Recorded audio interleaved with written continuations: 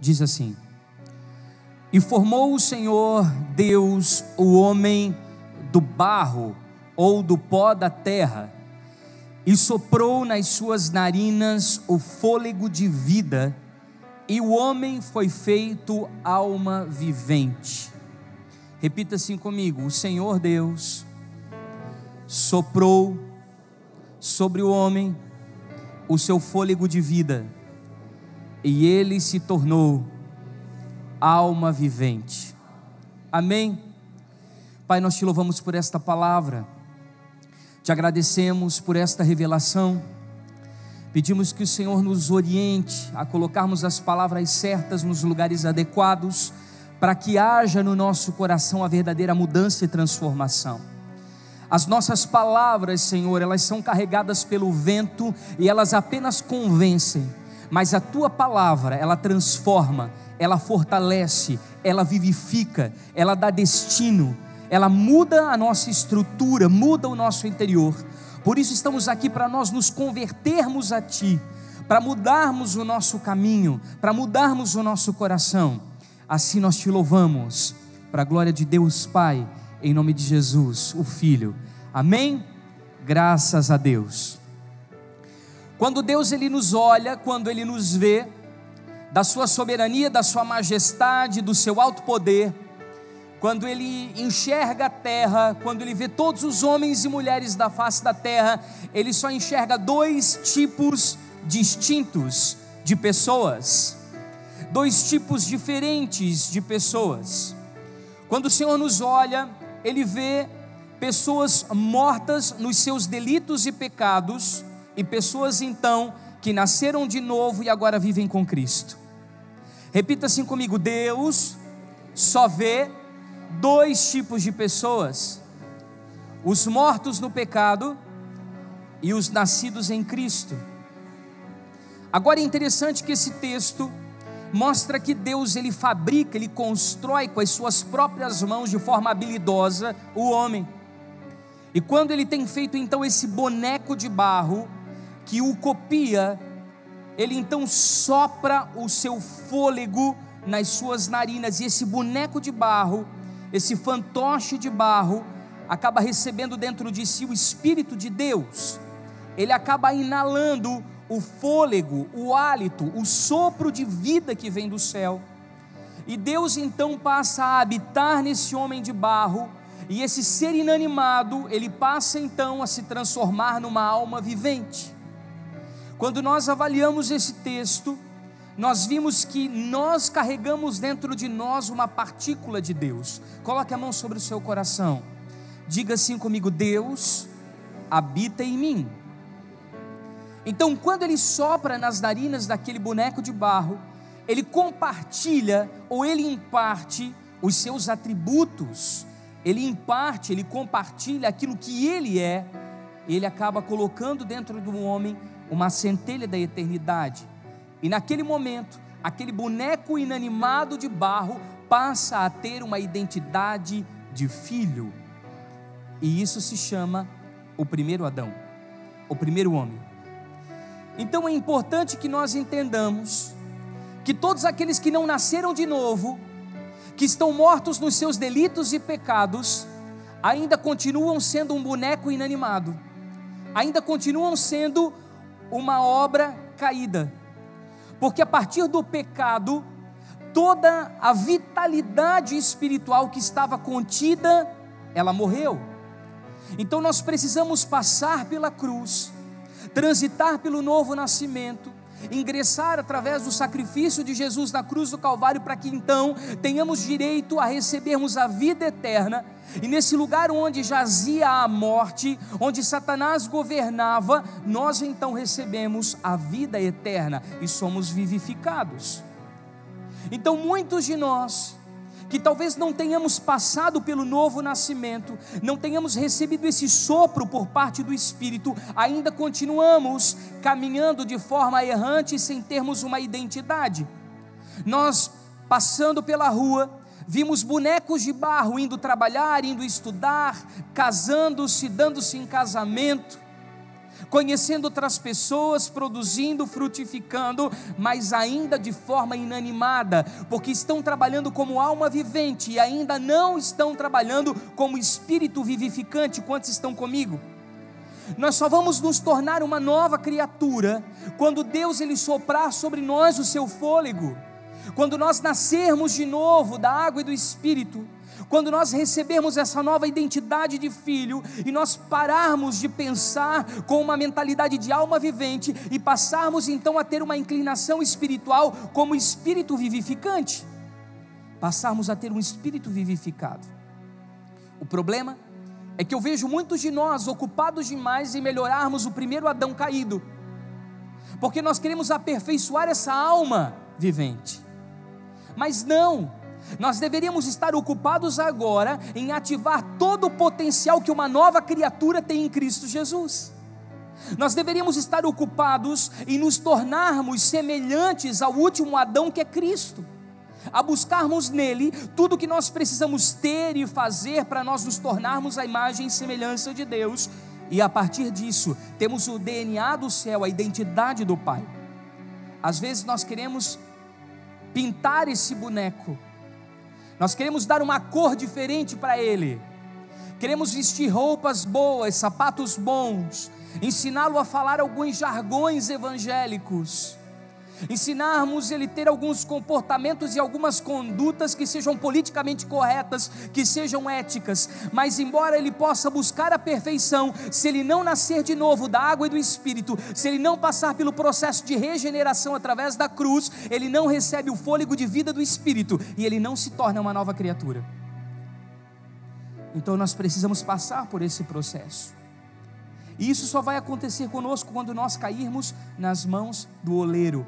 E é sobre isso que eu gostaria de falar com você nesta noite. Pedir para que você abra sua Bíblia comigo em Jeremias 18.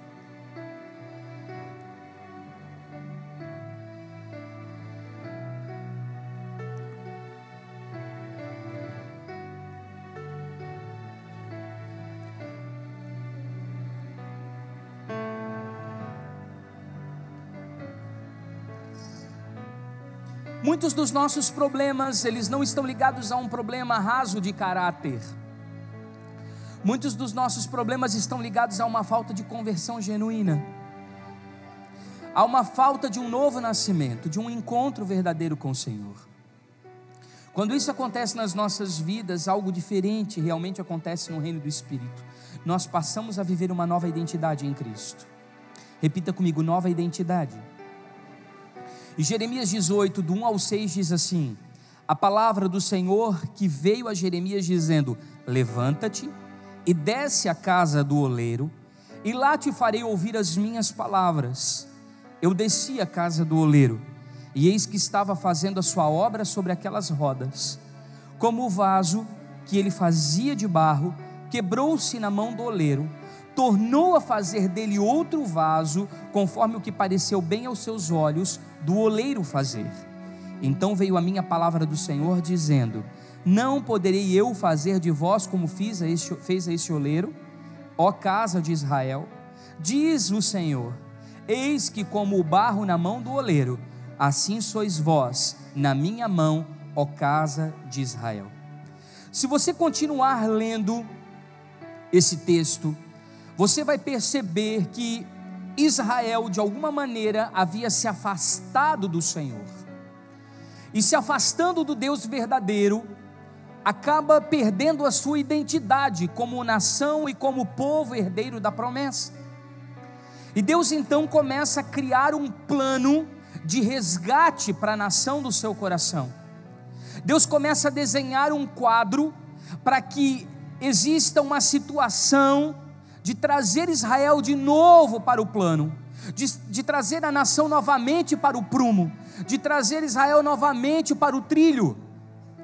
Deus ele começa então a mover todas as coisas para que isso aconteça, porque de alguma maneira o povo havia se despersonalizado. Você sabe o que isso quer dizer?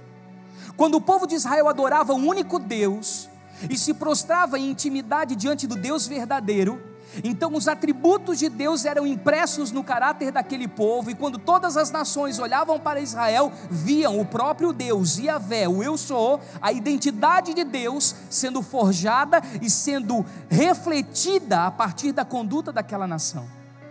Mas quando então ela se perdia nos seus caminhos, quando ela se deitava com outros ídolos através da idolatria, quando ela se prostituía de acordo com o paganismo, quando ela aceitava viver de forma errante, não condizente aos mandamentos, aos ensinos do Deus verdadeiro, então ela perdia as suas características, os seus atributos, e ela passava a não mais ser parecida com o Senhor. Então o Senhor cria uma maneira de trazê-la de volta.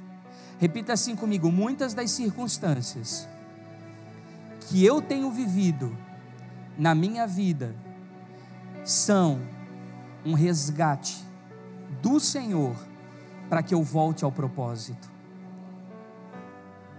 Muitas daquelas situações que você diz: meu Deus, eu estou passando uma crise ferrenha, um momento horroroso, é pressão de todos os lados, eu estou vivendo de uma forma oprimida. E aí você acha que é Satanás lutando, indo contra a sua casa, contra a sua família, contra os seus filhos, contra o seu casamento, mas na verdade é o Senhor promovendo um plano de resgate para trazê-lo novamente para o propósito. Nós precisamos entender que gradativamente, quando nós vamos nos afastando de Deus, nós perdemos a referência de quem nós somos. Repita assim comigo: quando eu perco o fôlego, eu volto a ser barro. Por que nós experimentamos tantas áreas de morte na nossa vida? Porque nós estamos inanimados. Nós estamos como aquele boneco de barro que ainda não recebeu o fôlego de Deus. E alguém que não sabe quem é, que perdeu a referência de que é o reflexo do Deus verdadeiro, de que é a imagem e semelhança do eterno Criador, ela é levada por qualquer vento e qualquer circunstância a derruba. Mas quando nós estamos no Senhor, quando nós entendemos a nossa posição de filhos, nós começamos a compreender que todas as situações que nós estamos vivenciando é para que o caráter de Cristo seja lapidado em nós. O Senhor está gerando algo em nós que nós ainda não temos. E aí nesses processos dolorosos que nós vamos vivendo, Deus ele vai imprimindo em nós o seu caráter. Repita assim comigo: as mãos do oleiro possuem impressões digitais que são deixadas em nós. Se nós entendemos que somos o barro, e quando nós estamos diante do oleiro, sentindo o seu hálito, o seu sopro, ele está nos moldando de dentro para fora com as suas próprias mãos, e as suas impressões digitais, ou seja, os seus atributos, as suas características, os seus dons, os seus talentos, a sua identidade mais peculiar acaba sendo transferida para nós. E nós acabamos nos tornando cada vez mais parecidos com Ele, porque Ele imprime em nós o seu caráter.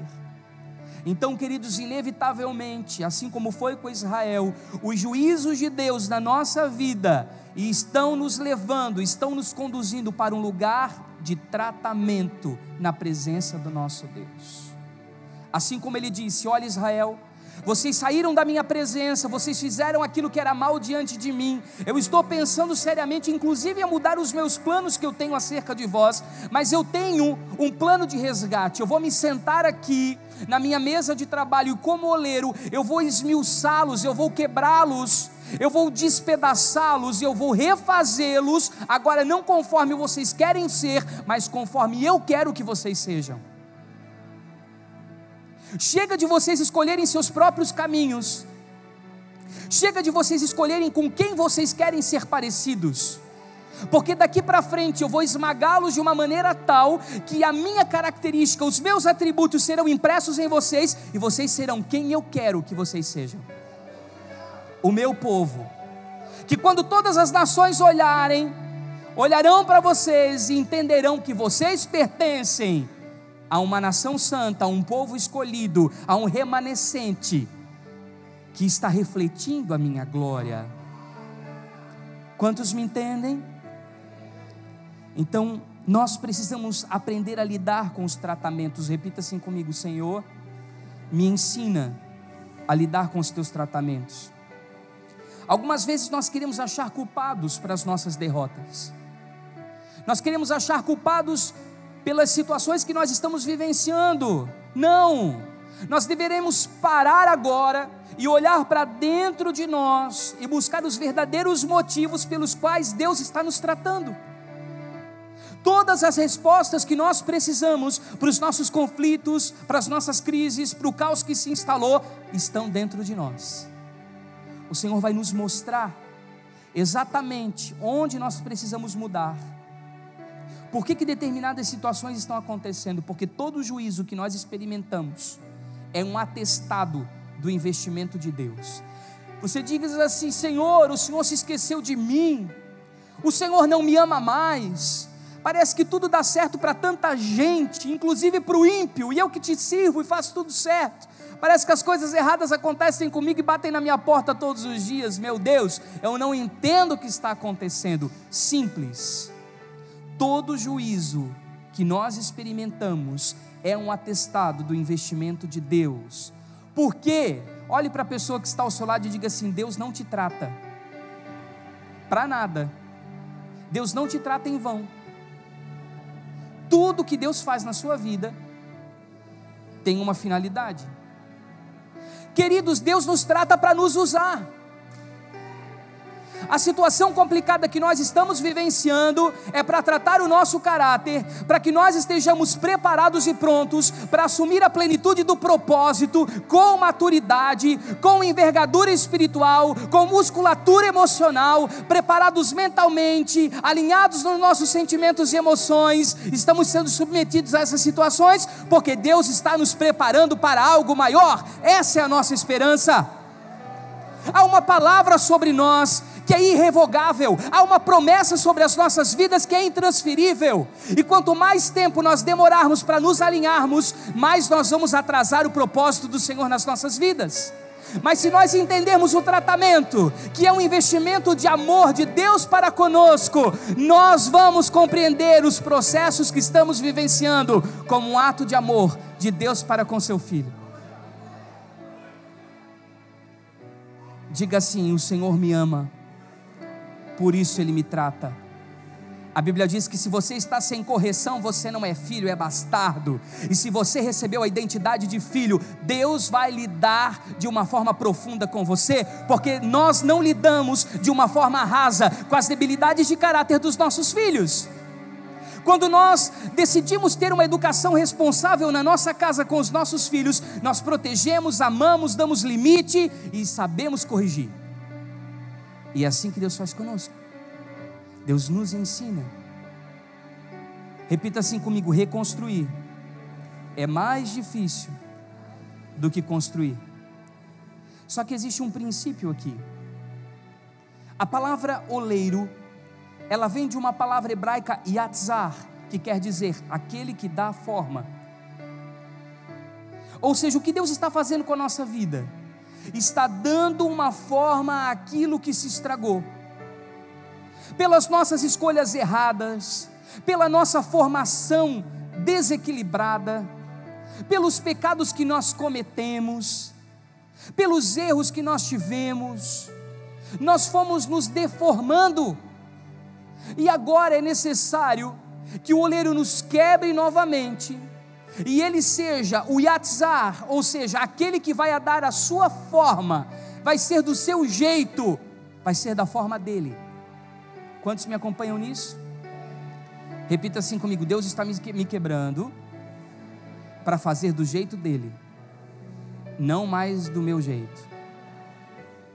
Sabe, todas aquelas situações que nós fomos vivendo, elas foram nos deformando, foram nos despersonalizando, foram destruindo o nosso caráter, foram maculando a nossa identidade. Muitos de nós olhamos para nós e nós não soubemos mais quem nós somos. Então o Senhor precisa quebrar tudo e refazer novamente, agora da forma correta, da maneira dele. Então por que Deus permite que aconteçam tantas coisas na minha vida? Repita comigo: a tribulação cria resistência espiritual. Você sabe o que Deus está fazendo conosco? Independente dos altos e baixos, eu continuo sendo fiel a Ele.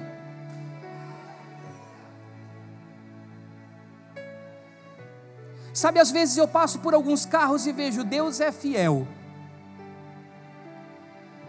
E a pergunta que fica é: será que nós somos fiéis? É interessante que aqui diz assim: Jeremias, levanta-te e desce. Olha só o exercício que o profeta tem que fazer: alto e baixo. Repita assim comigo: alto e baixo. Ah, como seria bom se a vida fosse uma montanha plana, adequada, tranquila, que nós não tivéssemos os dias das depressões, das tristezas, das perseguições, das frustrações. Mas eles existem, porque Deus em algum momento vai nos fazer descer para nos tratar, e seja no alto ou no baixo, no muito ou no pouco, tendo ou não tendo, podendo ou não, o meu coração precisa estar no mesmo lugar. Às vezes as pessoas me perguntam: como é que você consegue lidar com determinadas situações de enfermidade, de doença? E eu tenho uma resposta muito clara para isso. Algumas pessoas Deus escolhe curar, outras pessoas Deus permite que isso aconteça, porque apesar dele não curar, Ele deseja medir a fidelidade para saber se elas permanecem fiéis a Ele, mesmo não tendo o que elas buscam. Você entendeu isso? Porque tem gente que vem para a igreja e se não é curada, se não tem o emprego que quer, se não aumenta de salário, se não recebe o ministério, se não quer que as coisas aconteçam do seu jeito, no seu tempo, desistem de Deus. Estão buscando o que Deus pode proporcionar e não a sua face. Nós precisamos ter um comprometimento maior. Então repita assim comigo: seja no alto ou no baixo, no muito ou no pouco, no tudo ou no nada, o meu coração, Senhor, está contigo. Nós temos muita fé, mas no dia que a tribulação bate a porta, é incrível. É incrível. Nós somos leões espirituais, mas gatinhos emocionais. No domingo nós estamos aqui na intercessão, e a gente entra em batalha espiritual, e a gente derruba principado, potestade. Mas daí na segunda-feira as lutas aparecem, as dificuldades aparecem, as contas aparecem. E aí cadê aquele guerreiro valente da intercessão? Repita assim comigo: a tribulação me fortalece.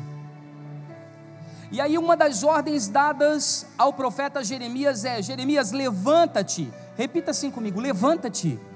Fala para a pessoa que está ao seu lado: levanta-te. O que isso quer dizer? O Senhor está dizendo: saia desse quadro repetitivo.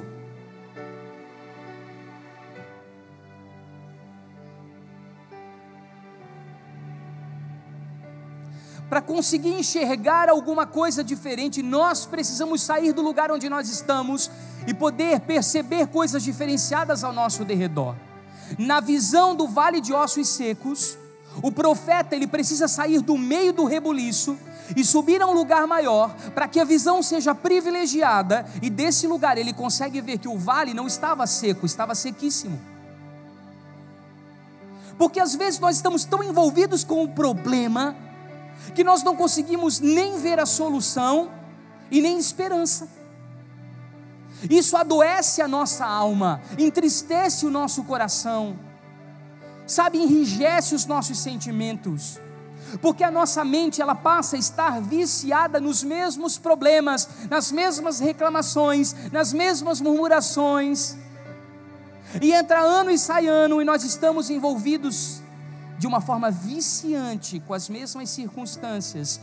E aí o Senhor está apontando novos caminhos. Repita assim comigo: Deus é um Deus de oportunidades.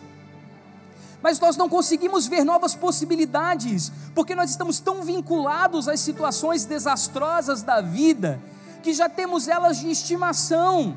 Elas dormem conosco, acordam conosco e passam o dia inteiro ao nosso lado, porque a nossa mente está viciada em pensar sobre elas. Nós nos tornamos escravos das situações rotineiras da vida. Você sabe o que é isso? Nós estamos ancorados no problema, e nós não conseguimos abrir os nossos olhos para vislumbrar novas possibilidades, porque nós nos acostumamos a carregar sobre os nossos ombros o fardo que Jesus já levou. Vinde a mim todos vós que estáis cansados e sobrecarregados, e eu vos aliviarei. Ele não disse que não teria um peso, existe uma cruz. Mas para que colocar mais fardos em cima dessa cruz? Desnecessário. O Senhor já os levou, mas nós não somos dependentes da graça. Nós precisamos entrar num lugar que quebre o rigor dessa circunstância. Repita assim comigo: eu vou me levantar desse lugar e passarei a enxergar novas possibilidades. Amém?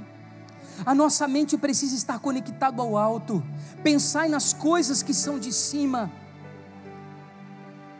É de lá que procedem todas as soluções para as nossas vidas. Precisamos olhar para os montes, de onde vem o nosso socorro. Ele vem do Senhor. Mas nós ainda teimamos em carregar fardos que não são nossos, dias após dias. E a segunda ordem é: desce à casa do oleiro. Repita assim comigo: eu preciso descer. Sabe o que é descer na casa do oleiro? É ter disposição ao tratamento. Mas nós somos orgulhosos, vaidosos, soberbos, presunçosos. Nós achamos que o problema está em todo mundo, mas nós não conseguimos ver o nosso problema. Nós não conseguimos nos perceber diante das situações.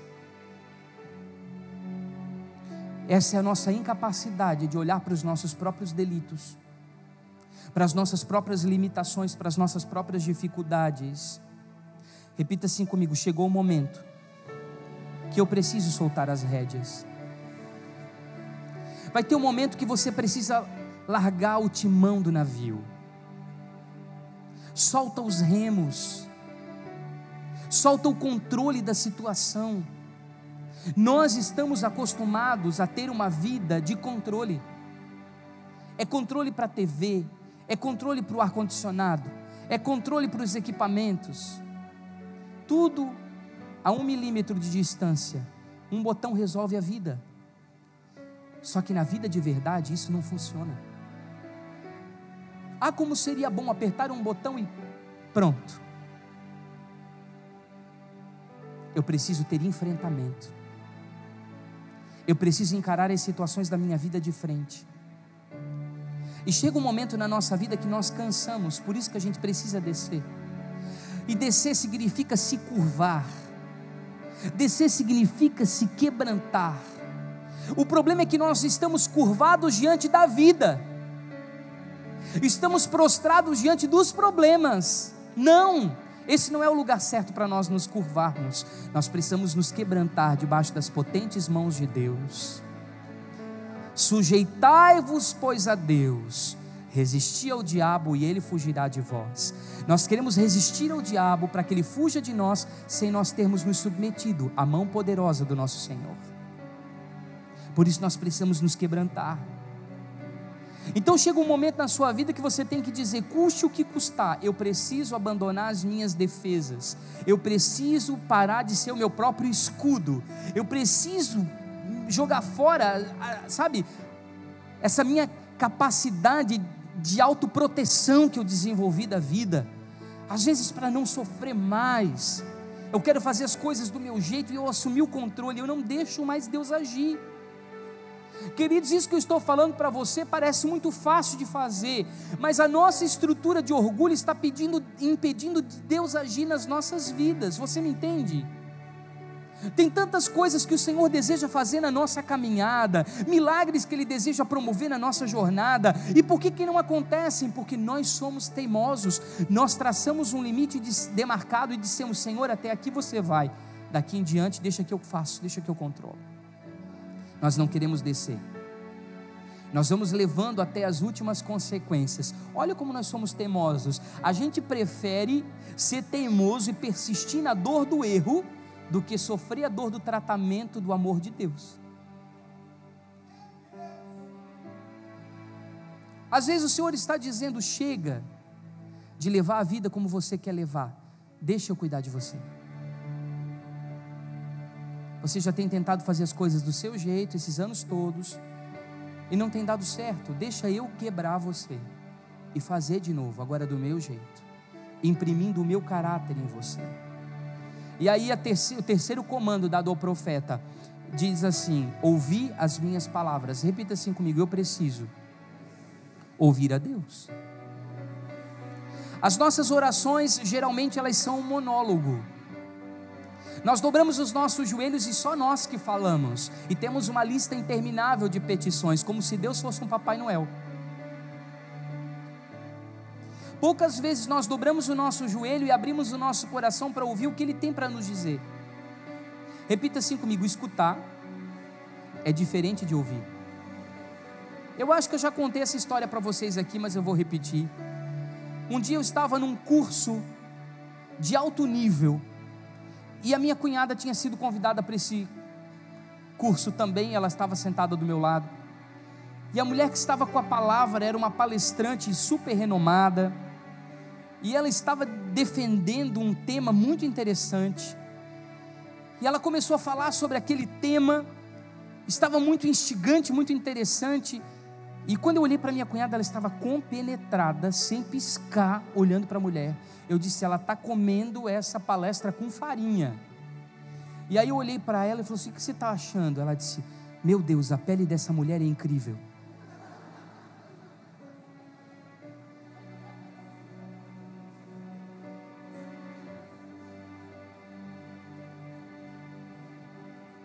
Repita assim comigo: às vezes eu escuto, mas não ouço.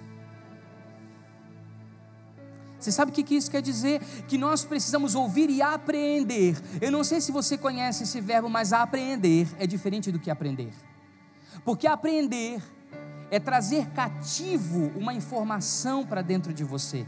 Ou seja, você vai se apropriar dela interiormente, e aquilo vai ser tão poderoso que vai te transformar.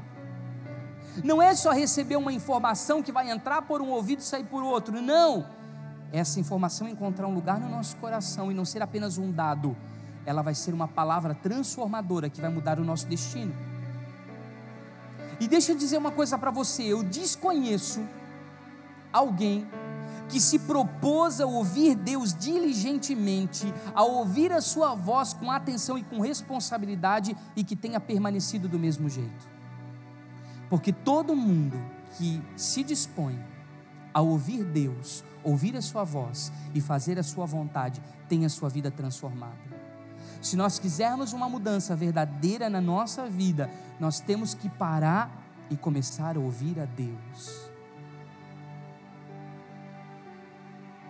Às vezes eu acho que nós estamos com os ouvidos entupidos, porque nós passamos de culto em culto, ministração em ministração, e quando não é ir na igreja, é no carro, quando não é no carro, é na internet em casa, quando não é na internet, é no canal de TV. Nós somos bombardeados por ministrações e mais ministrações da palavra de Deus, e são revelações fortíssimas, uma mais intensa do que a outra. O que nós queremos mais ouvir? Talvez o erro esteja nisso. Talvez a gente esteja ouvindo tanta coisa e não tenha parado para ouvir o Senhor. Mas sabe por que a gente não para ouvir Deus? Pelo simples fato de que Ele está falando coisas que a gente não quer fazer.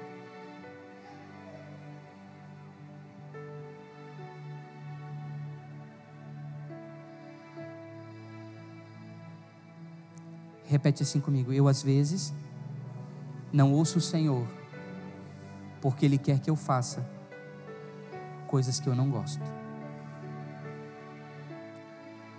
O Senhor está pedindo coisas para nós, que nós sabemos que temos que renunciar, temos que deixar, temos que confessar, temos que fazer, e a gente fica relutando e levando até as últimas consequências, mesmo sabendo que os caminhos que nós estamos tomando são caminhos tenebrosos, tortuosos, caminhos de dor. Porque às vezes Deus fala, mas nós é que somos desobedientes, porque nós queremos fazer aquilo que nos agrada, que nos traz segurança, que nos deixa confortáveis. Se está bom para mim, então Senhor, fala com a minha mão aqui. A gente deixa Deus falando para a parede,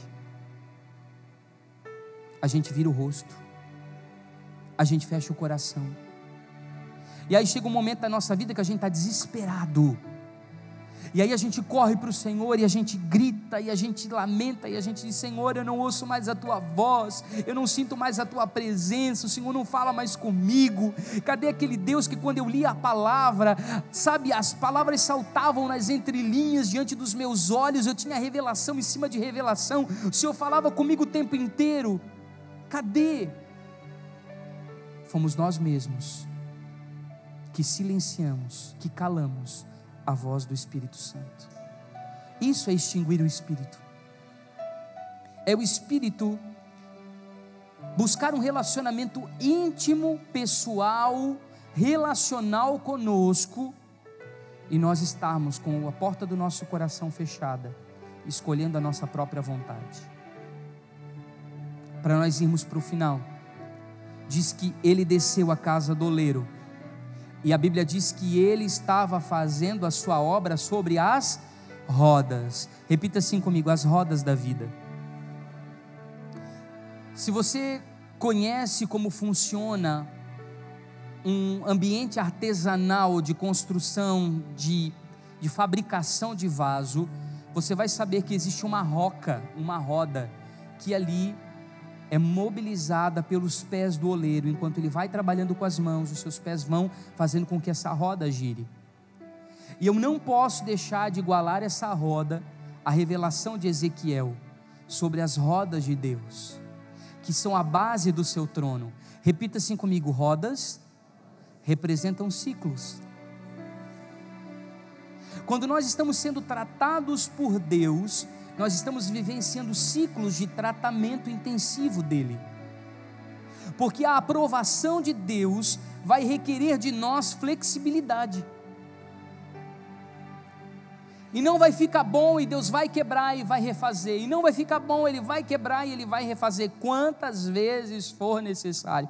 Só que nós não somos flexíveis, nós somos rígidos.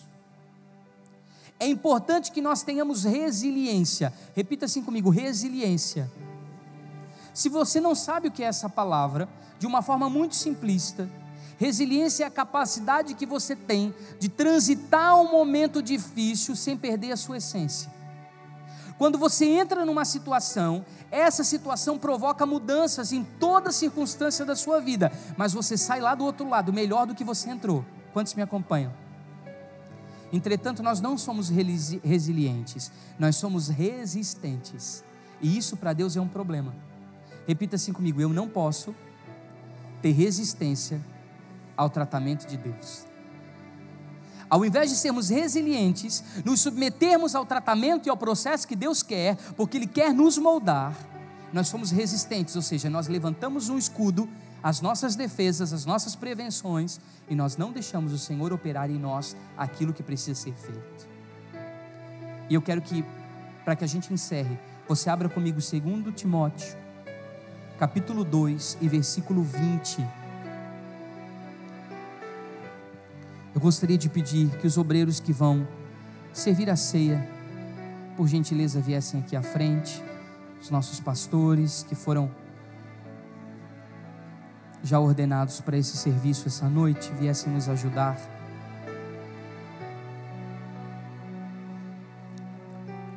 Se você está recebendo essa palavra no seu coração, diga amém. Diga assim: eu entendi. Diz assim o texto: ora, numa grande casa não há somente utensílios de ouro e de prata, há também de madeira e de barro. Repita assim comigo: ouro e prata, madeira e barro. Olha aqui para mim. Coloque a mão sobre o seu coração. Diga assim para mim: eu preciso ter identidade. Se Deus te fez no barro, seja barro. Se Ele te entalhou na madeira, seja madeira. Se Ele te fabricou como ouro, escolha ser ouro. Mas se Ele te fez de prata, escolha ser prata. Saiba o seu lugar. Saiba o seu chamado. Saiba o propósito do Senhor para a sua vida. Saiba quem você foi escolhido para ser e o que você foi chamado para fazer. Muitas vezes nós somos de barro e queremos ser de ouro. Muitas vezes nós somos de madeira e queremos ser de prata, porque nós não sabemos quem nós somos. Porque nos falta o quê? Repita assim comigo: o sopro do oleiro. Enquanto ele vai fazendo, ele vai respirando e transpirando. E aí o texto continua dizendo: alguns são para a honra, porém outros para a desonra. Aqui não está dizendo que os da desonra são de madeira e de barro, porque são mais simples, e os de honra são de ouro e de prata. Aqui está dizendo que cada um de nós, embora com as suas diferenças, nós somos importantes, ou para honrar ou para desonrar. Você está sendo usado para quê? Para honrar a Deus ou para desonrar o seu nome? A sua estrutura está sendo usada para quê? Para honrar o Senhor ou para desonrar o seu nome? Essa é a pergunta que nós precisamos fazer. Eu gostaria que você ficasse de pé nesse momento comigo.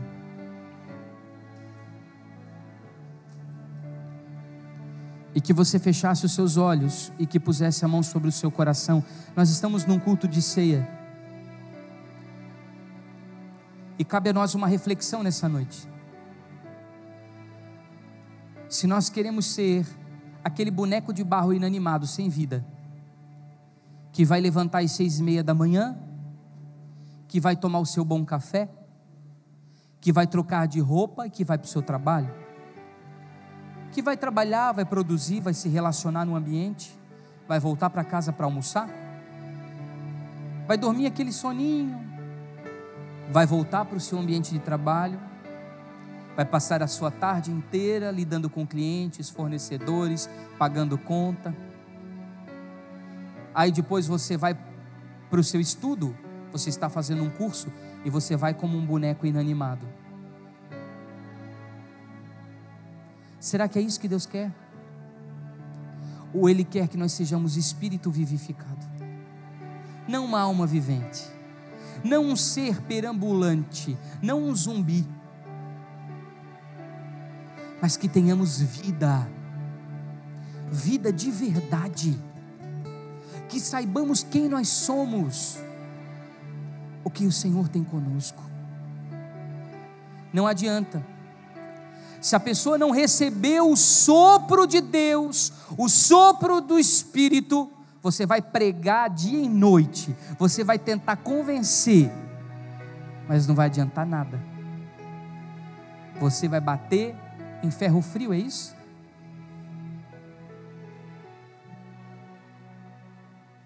Agora, quando o Espírito está ali, tudo muda. Feche seus olhos. Faça a sua oração agora. Converse com o Pai.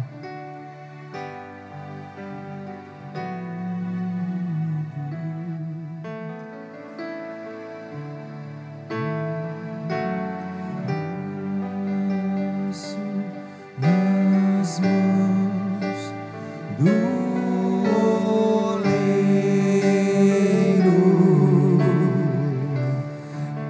quebra minha vida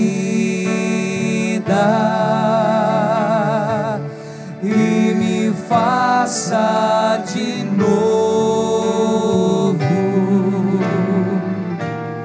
Eu quero ser, eu quero ser um vaso novo. Você pode tomar o seu lugar. Continue cantando essa canção enquanto os nossos irmãos servem a ceia do Senhor.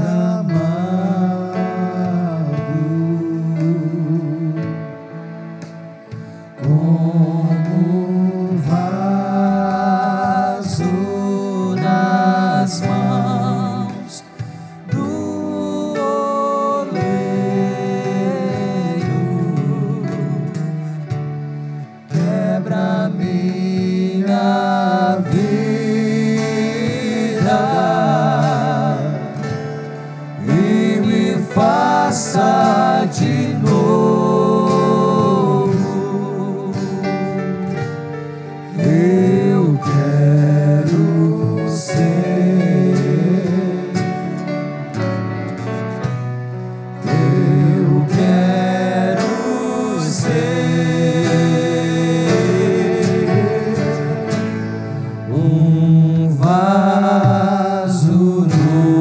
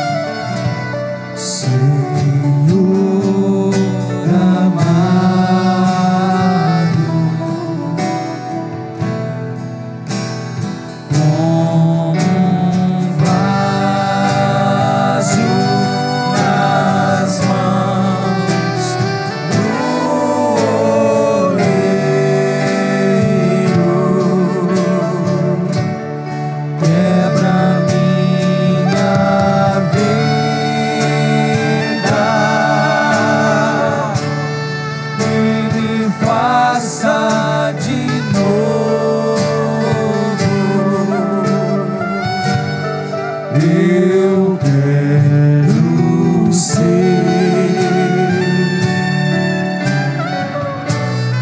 eu quero ser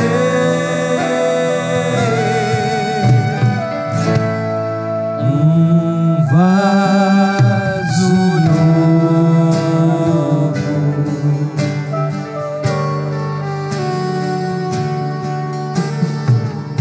Aleluia. Você já recebeu? Você que recebeu, fique de pé.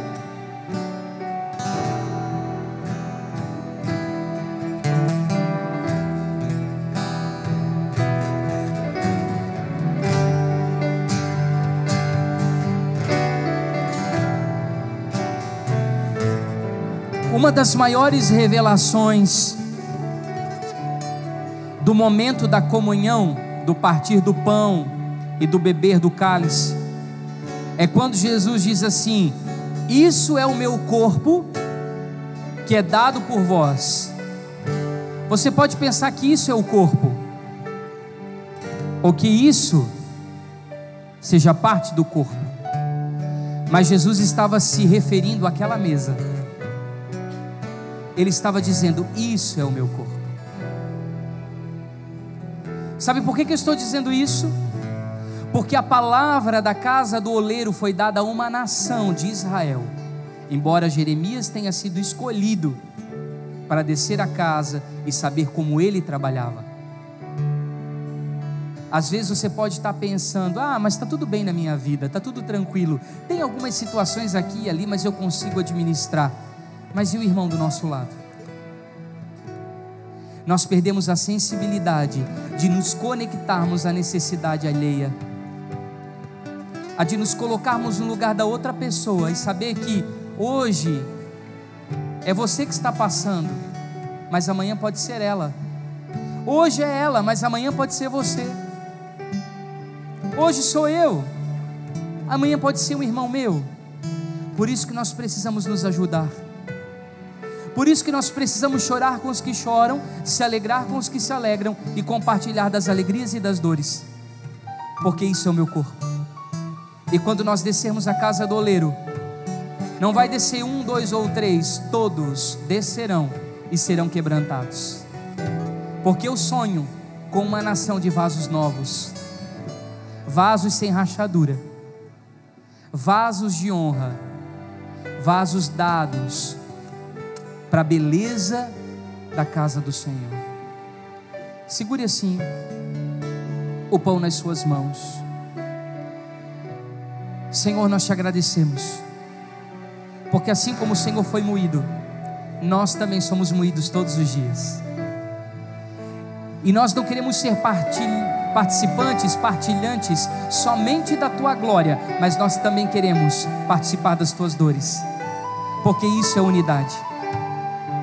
Então todas as vezes que nós sofremos injustiças, perseguições, decepções, frustrações, tristezas na vida, nós precisamos lembrar que o Senhor também passou, e que nós não estamos sós, porque o Senhor se identifica com as nossas dores e está ao nosso lado, nos fortalecendo, para que nós venhamos a transitar com autoridade, tendo identidade nesse momento das nossas vidas. Por isso nós consagramos a Ti e participamos, Senhor, em nome de Jesus. Pode comer.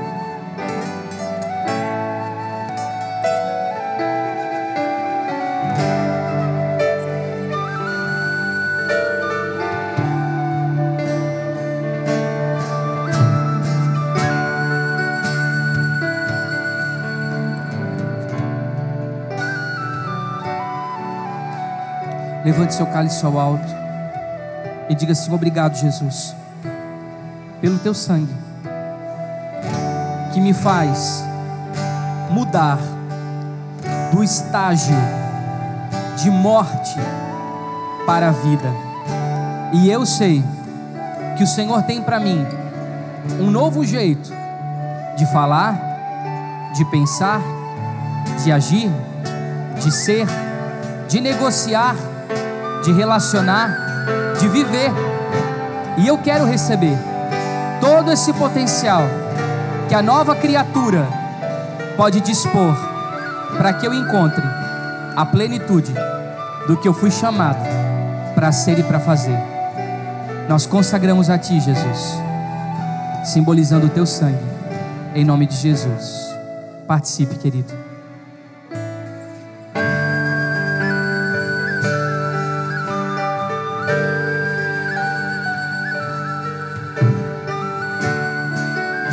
Deixe o seu copinho na cadeira, levante suas mãos ao alto e faça a sua oração de gratidão. Obrigado, Senhor, pelo tratamento, obrigado pelas dores, obrigado pelas lutas, obrigado pelas perseguições, obrigado pelas desilusões, obrigado, Jesus, pelas circunstâncias contrárias, porque em tudo isso eu tenho visto o Teu cuidado, Em tudo isso, eu tenho visto o teu trato com a minha vida. O teu amor se revela. Aleluia!